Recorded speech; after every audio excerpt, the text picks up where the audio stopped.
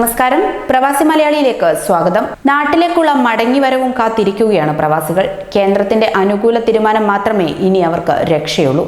അതുകൊണ്ട് തന്നെ നാട്ടിലെത്താൻ സാധ്യമായ എല്ലാ വഴികളും തേടുമ്പോഴും മുന്നിൽ പ്രതിബന്ധങ്ങൾ കൂടുകയാണ്. മെയ് 4-നുള്ള ടിക്കറ്റ് ബുക്കിംഗ് എടുക്കുന്നത് നിർത്തണമെന്ന് സിവിൽ വ്യോമയാന ഡയറക്ടർ ജനറൽ വിമാന കമ്പനികളോട് നിർദ്ദേശിച്ചിരിക്കുകയാണ്. ഇപ്പോൾ ആഭ്യന്തര അന്തർദേശീയ വിമാന സർവീസുകൾ എപ്പോൾ ആരംഭിക്കണമെന്നതിനെക്കുറിച്ച് തീരുമാനമൊന്നും എടുത്തിട്ടില്ലെന്നും DGCA അറിയിച്ചു. പ്രതിരോധ മന്ത്രി രാജ്നാഥ് സിംഗിന്റെ വസതിയിൽ കഴിഞ്ഞ ദിവസം ചേർന്ന യോഗത്തിൽ പങ്കെടുത്ത ഒരു കൂട്ടം മന്ത്രിമാർ ട്രെയിനുകളും വിമാനങ്ങളും പുനരാരംഭിക്കുന്നതിൽ ആശങ്ക പ്രകടിപ്പിച്ചതായി സർക്കാർ വൃത്തങ്ങൾ അറിയിച്ചിരുന്നു. കേന്ദ്ര ആരോഗ്യ മന്ത്രാലയം വിവരങ്ങൾ നൽകിയതിനു ശേഷമേ ഇത് സംബന്ധിച്ച തീരുമാനം എടുക്കാവൂ എന്നും അവർ ആവശ്യപ്പെട്ടിരുന്നു. ട്രെയിൻ വിമാന സർവീസുകൾ പുനരാരംഭിക്കുന്നത് സംബന്ധിച്ച് കേന്ദ്ര സർക്കാർ തീരുമാനമെടുത്തിട്ടില്ലെന്ന് കേന്ദ്രമന്ത്രി പ്രകാശ് ജാവദേക്കറും പറഞ്ഞു. സ്ഥിതിഗതികൾ പരിശോധിച്ച് നടപടികൾ സ്വീകരിക്കുമെന്നായിരുന്നു അദ്ദേഹം പറഞ്ഞത്. വ്യോമയാന മന്ത്രി ഹർദീപ് സിംഗ് പുരിയും സമാന പ്രസ്താവനയുമായി രംഗത്തെത്തിയിരുന്നു. വിമാന സർവീസ് ആരംഭിക്കാതെ വിവിധ രാജ്യങ്ങളിൽ കുടുങ്ങിയ ഇന്ത്യക്കാരെ നാട്ടിലെത്തിക്കാൻ സാധിക്കില്ലെന്നാണ് കഴിഞ്ഞ ദിവസം കേന്ദ്ര സർക്കാർ സ്വീകരിച്ച നിലപാട്. ഇക്കാര്യം വ്യക്തമാക്കി വിവിധ രാജ്യങ്ങൾക്ക് മറുപടിയും നൽകിയിരുന്നു.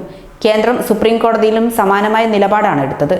തുടർന്ന് പ്രവാസികൾ ഇപ്പോൾ എവിടെയാണോ ഉള്ളത് അവിടെ തന്നെ തുടരണം എന്ന് സുപ്രീം കോടതിയും വ്യക്തമാക്കി. കൊറോണ വൈറസ് വ്യാപനം ചെറുക്കാൻ ലോക്ഡൌൺ പ്രഖ്യാപിച്ചതോടെ കനത്ത പ്രതിസന്ധി നേരിടുകയാണ് വ്യോമയാന മേഖല. ഒട്ടേറെ വിമാന കമ്പനികൾ ജീവനക്കാരെ പിരിച്ചുവിട്ടു. പല കമ്പനികളും ശമ്പളം നൽകുന്നില്ല. ഈ സാഹചര്യത്തിൽ ഇനിയും ലോക്ഡൌൺ നീട്ടിയത് മേഖലയ്ക്ക് കനത്ത പ്രതിസന്ധിയാകുമെന്നും ഉറപ്പാണ്. വിമാനം ഭാഗികമായി സർവീസ് പുനരാരംഭിക്കുമെന്ന് നേരത്തെ റിപ്പോർട്ടുകൾ ഉണ്ടായിരുന്നു. വിമാന കമ്പനികൾ ബുക്കിംഗ് ആരംഭിക്കുമെന്നും വാർത്തകൾ വന്നിരുന്നു. ചില വിമാന കമ്പനികൾ സീറ്റ് ബുക്ക് ചെയ്യാനും ആരംഭിച്ചിരുന്നു. ലോക്ഡൌൺ നീട്ടിയാൽ ടിക്കറ്റ് റദ്ദാക്കുമെന്ന ഉപാധിയോടെയായിരുന്നു നടപടി.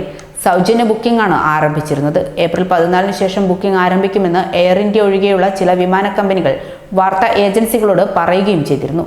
അതേസമയം വിമാന സർവീസ് ആരംഭിക്കാത്തത് ഏറ്റവും തിരിച്ചടിയാകുന്നത് വിവിധ രാജ്യങ്ങളിൽ കുടുങ്ങിക്കിടക്കുന്ന ഒരു വിഭാഗം പ്രവാസികൾക്കാണ്.